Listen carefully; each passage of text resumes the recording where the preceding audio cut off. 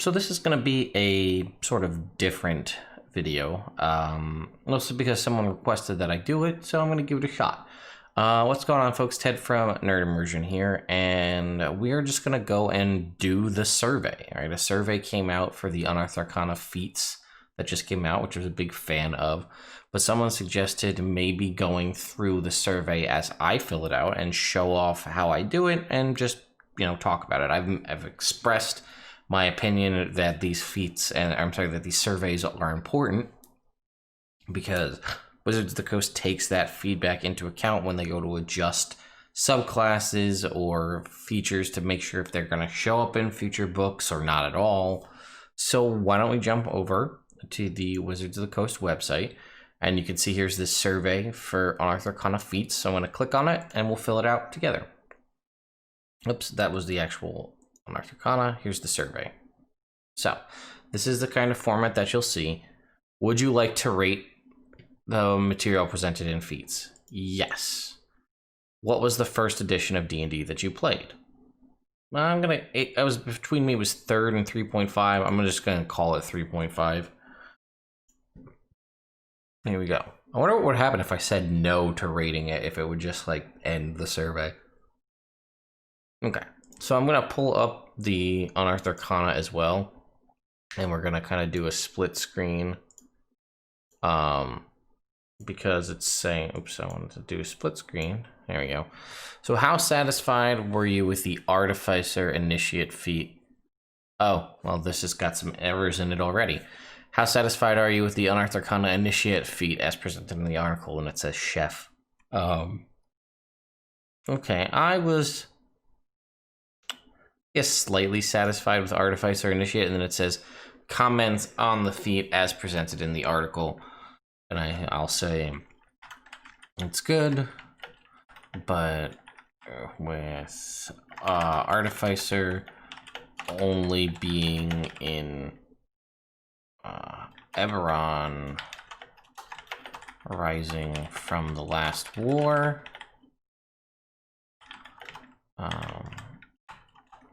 is that the title? Oh god, I don't even remember. Rising from the Last War. Yeah, that's right. Rising from the Last War. There's currently no other way to get access to that spell book or that spell list. So unless it's reprinted,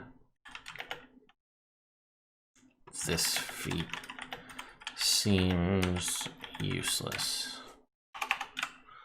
Chef. All right, how do we feel about Chef? I'm going to say slightly dissatisfied, and I'm going to say I think the number of temporary hit points granted should be more than just proficiency bonus. Perhaps con mod plus prof bonus. Okay, so then we go to Crusher. Very satisfied. I want to say, was it intentional that all attacks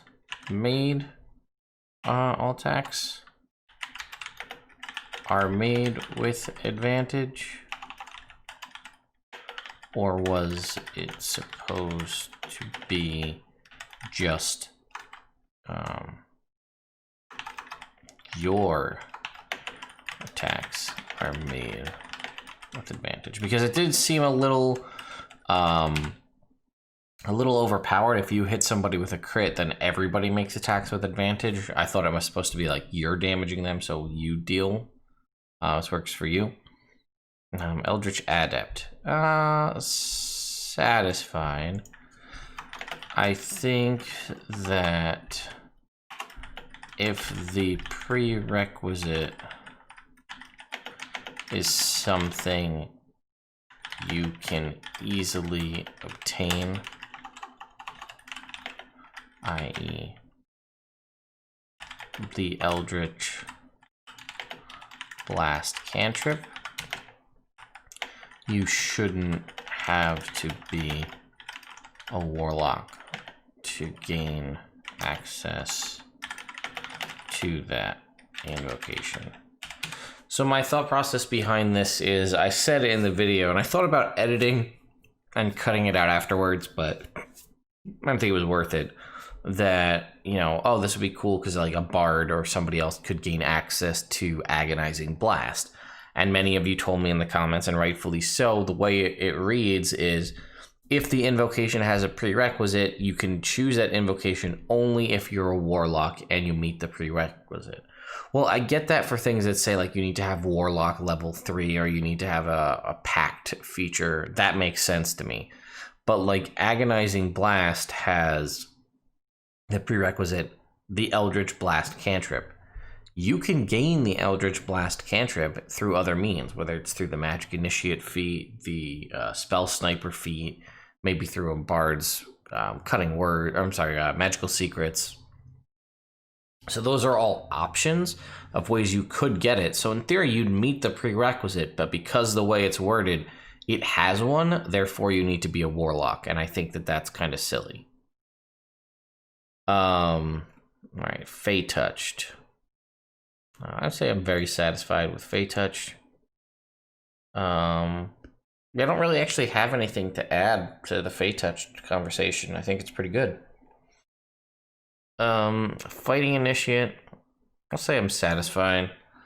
Say I do think it's interesting that someone who gains a fighting style. God, I can't type today. Fighting style via a feat is more versatile than an actual fighter, because the feat allows you to change on a level up and a fighter cannot. I also feel like this should probably add a +1 to strength or dex.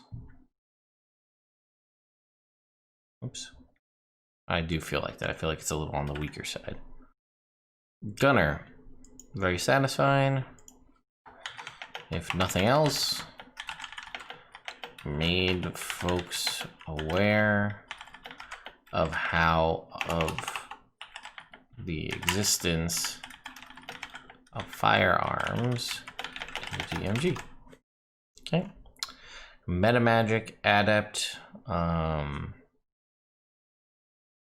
Satisfied. I'm gonna say I feel like it should probably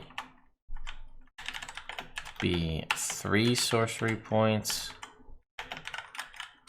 so it will allow access to every metamagic option. And I could be wrong on that, but let's just go and check, because I thought I remember someone commenting that on when I made the video. So we're gonna go to the where are we? Classes, Sorcerer, and let's look at our metamagic options real quick, because I thought one of them requires you to use 3 sorcery points, 1 sorcery point, 1 sorcery point, 1 sorcery point. Yeah. So Heightened Spell, for example, requires you to use 3 sorcery points. So by following the feat the way it exists, you can't actually use Heightened Magic, because you only ever get 2 sorcery points. I'll just put in parentheses here, Heightened Magic. Piercer, I'll say very satisfied. I like it. Poisoner, okay. So, Poisoner, very satisfied. I do feel like it brings up a a hole in the way a poisoner's kit / the assassin class. Place of a hole, let's just say a hole the poisoner's kit / assassin class has. The third feature detailing how to craft poisons seems like something that should be available to the assassin, if not anyone with poisoner's kit. Should be, I'm gonna say to the assassin, and having this feat also gives you access to it. Yeah, I'm just gonna actually change that to the assassin class, because anybody can gain access to the poisoner's feat through a variety of different abilities.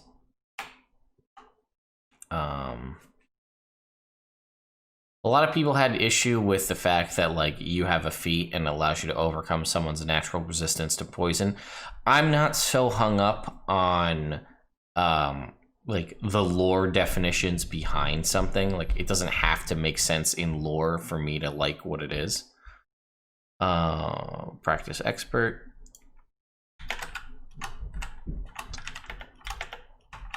I like it. Shadow touched. Slightly dissatisfied. I'm gonna say darkness is weaker than Misty Step, so this feat doesn't hold my interest. Shield training, satisfying, other than stepping on the toes of oh wait, am I thinking of something else? I am, never mind. Oh, I like it.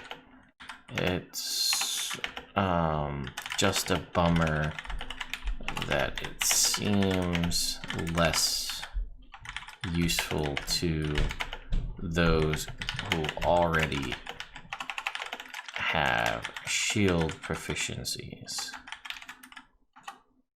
Already have shield proficiency. All right, slasher. Satisfying. I like it. I just like it. I don't have any comments. Tandem tactician. Very satisfied. Works exceptionally well. That's not how you spell it. Exceptionally. Oops. Exceptionally well with the mastermind rogue. Tracker. Very dissatisfied. This is pointless and further buries. Berries? Oh, that's berries. Berries the ranger by removing more of their more of the things that make them unique. Also, with Fey touched, you could gain Hunter's Mark. So again, Fey touched seems like a better option. Okay, next. Okay, any additional feedback? I think there should also be something similar to Metamagic Adept, but for based on monks and key points. Perhaps Key Adept? You gain, let's see. You gain, let's see, your unarmed strike damage is increased perhaps with character level, or maybe just to 1d4 plus strength or dex, your choice.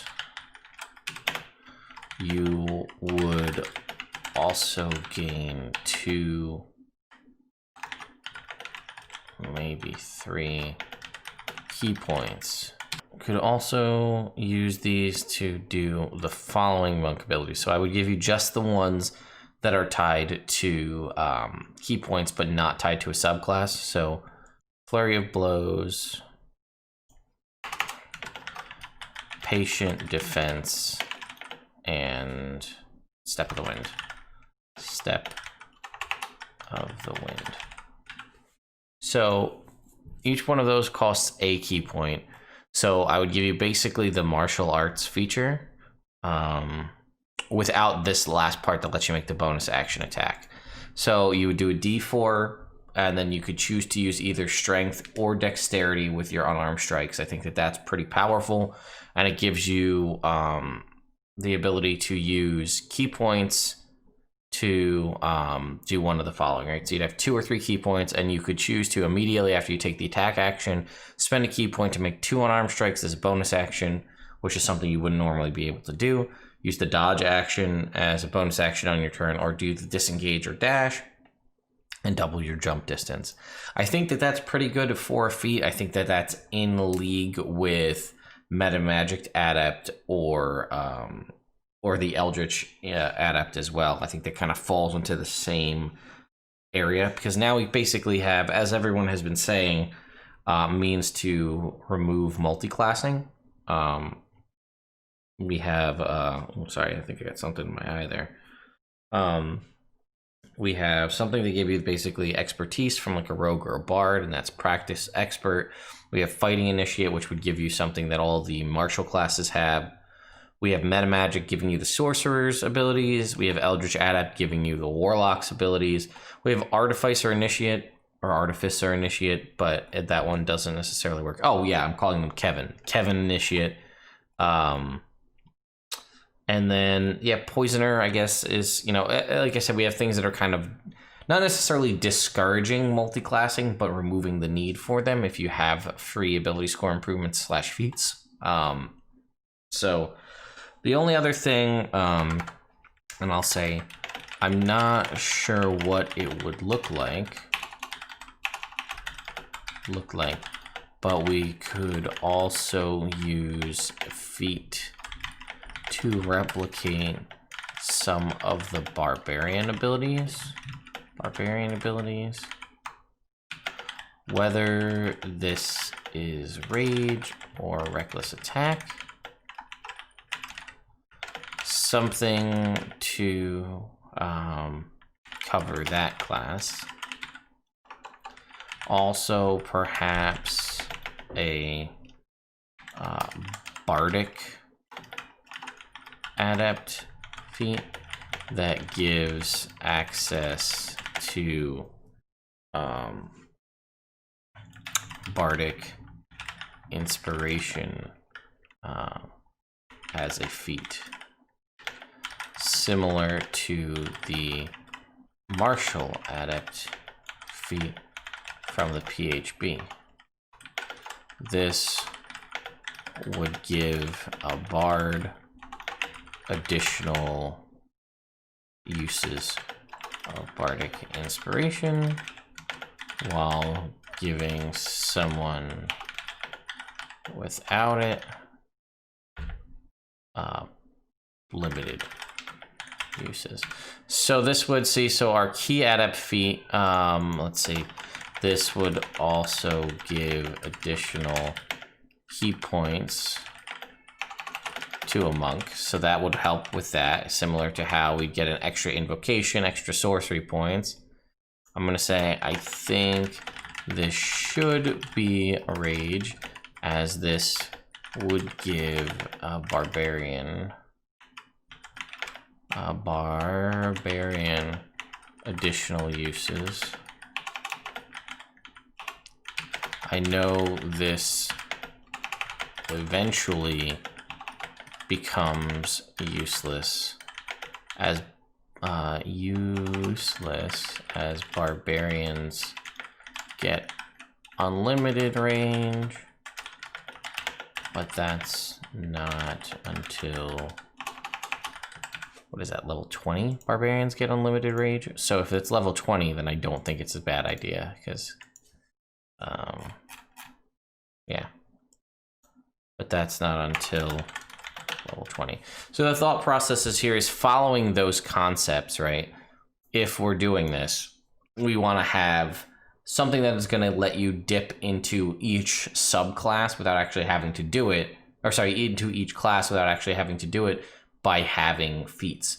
So we have things that cover a lot of them. This one now covers the monk. The barbarian one that I'm talking about would obviously cover the barbarian, and the bardic one would cover the bard. And I think that's good because I like the concept of it allowing you to expand, to, like, it gives a class that wants access to these things like a little taste of it. But if you are the class already, it just expands your current options. And I like that. You know, I don't know what the bardic one would be. Maybe it would only be like 2 uses, or, you know, half your proficiency bonus uses or something like that, so it like levels up with you.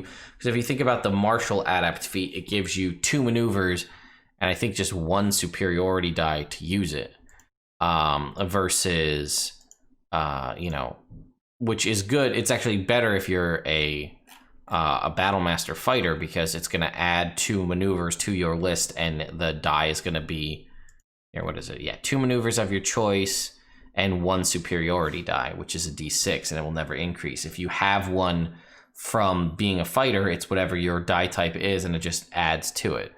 So, I mean, maybe for this one, it adds 1 use of Bardic Inspiration. The problem is Bardic Inspiration allows you to add to a static number of things. It's not a choice. And, you know, if you're already a bard, that second part doesn't do anything for you. If it's just giving you 1 more use, that doesn't seem worth a feat. So it would have to be discussed. And I think that pretty much covers... They don't really have, like, the tracker feat kind of covers the ranger, sort of. We don't have something that covers the paladin, or something that covers the druid or the cleric. Like, we don't have... I guess I'll write that in here too. I say this covers most classes. However, there doesn't appear to be something for the paladin. Perhaps something that gives divine sense. Druid. Wild shape seems too much, so I don't know what that would be. Or the cleric, perhaps a channel divinity adept. And then I'm gonna hit submit, and that should be the end of the survey. So again, like I said, it wasn't anything too crazy, but someone asked, like, why don't you go through and show how you fill out the survey? And because I do wholeheartedly believe in these surveys and try to give as much feedback as I can to help Wizards of the Coast see what my personal thoughts are and how I would fix things, I fill out these surveys to that degree every time in hopes that this information will make it back to them, and then what I'm hoping will happen in the game for me will actually be what happens. So that's it. Let me know what your thoughts are. You know, again, it was kind of a funky video, but I just wanted to make sure I covered it. So yeah, thank you to my patrons over on Patreon for continuing to support me and the channel. And thank you to all of you for subscribing. And if you haven't already, I'd love it if you did so. Thank you all so much for watching. I'll see you next time.